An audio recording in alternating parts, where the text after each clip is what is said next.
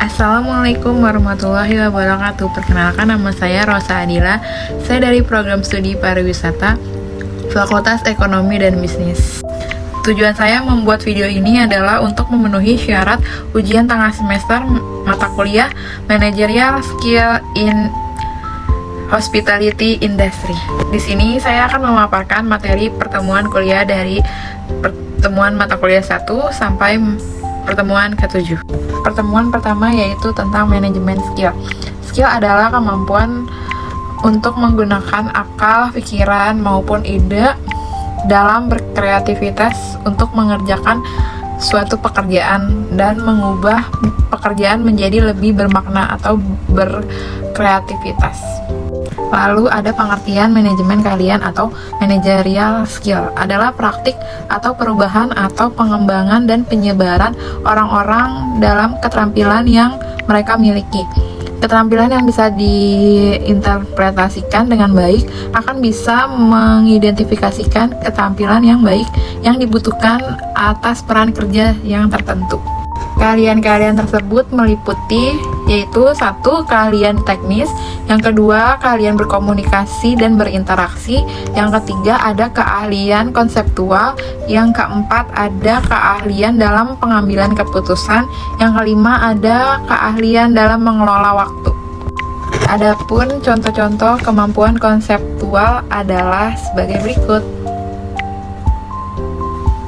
Lalu ada pengertian soft skill. Soft skill ini berbeda dengan managerial skill. Soft skill yaitu lebih cenderung kepada keterampilan saat berkomunikasi, kecerdasan sosial, dan lain-lain. Lalu ada contoh-contoh soft skill yang dapat diterapkan di tempat kerja maupun di kehidupan sehari-hari. Yang pertama ada komunikasi, yang kedua ada problem solving, yang ketiga ada kepemimpinan, yang keempat ada adaptasi, yang kelima ada etika saat bekerja.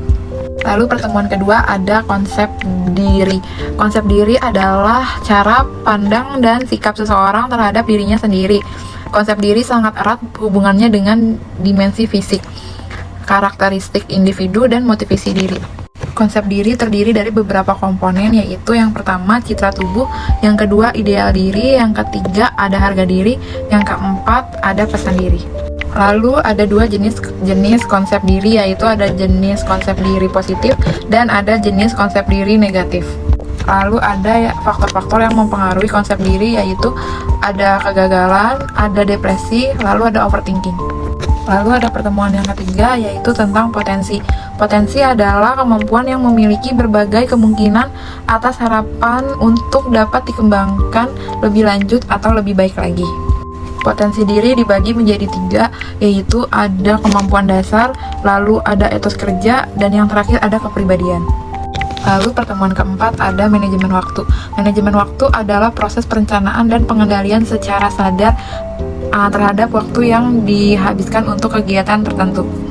Manfaat dan fungsi manajemen waktu yaitu yang pertama meningkatkan produktivitas efisiensi dalam pekerjaan, yang kedua meningkatkan kepuasan pekerjaan dan meningkatkan peluang, yang ketiga mengurangi kadar stres dan tekanan, yang keempat mencapai target dan tujuan.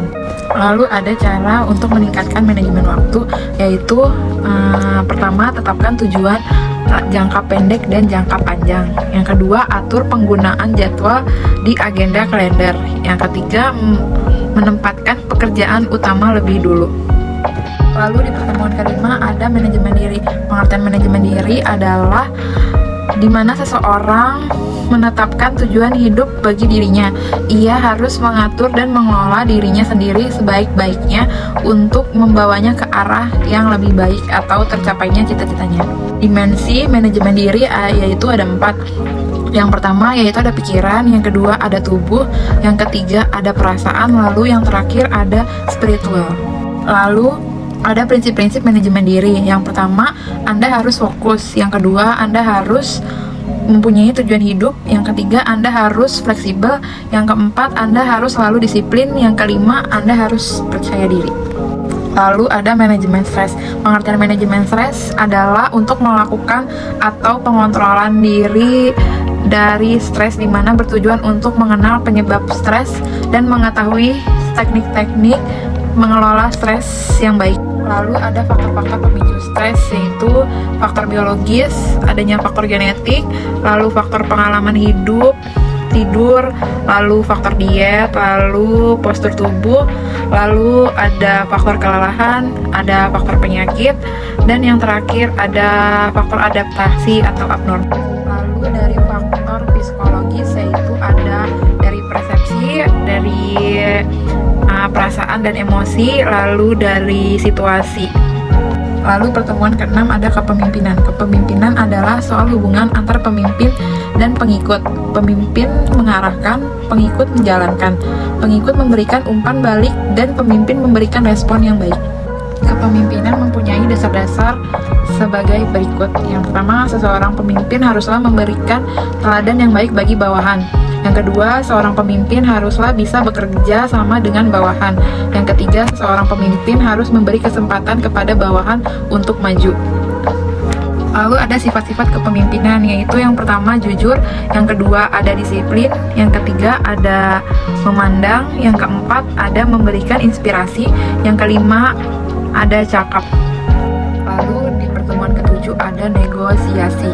Negosiasi karena kita memiliki sesuatu untuk kita tawarkan atau menginginkan sesuatu dengan persyaratan yang berbeda dengan pihak lain dan menginginkan hasil yang lebih menguntungkan. Lalu ada dua alasan utama kita untuk bernegosiasi. Yang pertama, untuk mengatasi masalah penting atau konflik dalam rangka bergerak atau maju. Yang kedua, untuk membuat transaksi, polusi, prosedur, atau kesepakatan kerjasama yang saling menguntungkan antara dua belah pihak.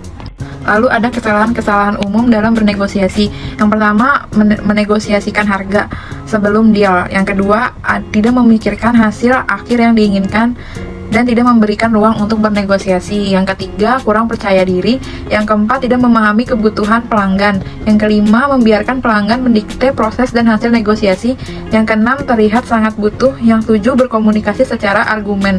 Yang kedelapan, tidak mengenali titik di mana seharusnya meninggalkan negosiasi. Yang kesembilan, mempersempit negosiasi pada satu butir, biasanya tentang harga. Lalu ada ciri-ciri seseorang negosiator yang baik. Yang pertama, memiliki reputasi yang baik dan niat yang baik. Yang kedua, santun, percaya pada orang lain dan dapat dipercaya. Yang ketiga, percaya diri dan positif. Yang keempat, melakukan persiapan dengan baik. Yang kelima, mampu mengendalikan diri. Yang keenam, komunikator yang efektif. Yang ketujuh, mampu berinteraksi dengan baik. Yang kedelapan, berpikir terbuka. Yang kesembilan, kreatif. Lalu yang kesepuluh, berani mengambil resiko. Ada 4 patokan target sebelum bernegosiasi. Yang pertama, tetapkan hasil maksimum. Yang kedua, realistiskan harga pasar. Yang ketiga, minimum yang dapat diterima. Yang keempat, kesepakatan yang paling rendah. Hal yang perlu diingat dalam bernegosiasi adalah yang pertama, mulai dan tetap antusias. Yang kedua, gunakan keterampilan human yang baik. Yang ketiga, gunakan logika bukan emosi. Yang keempat, perhatikan bahasa tubuh Anda. Yang kelima, jadilah persuasif bukan manipulatif. Sekian dari saya, kurang lebihnya mohon maaf. Wassalamualaikum warahmatullahi wabarakatuh.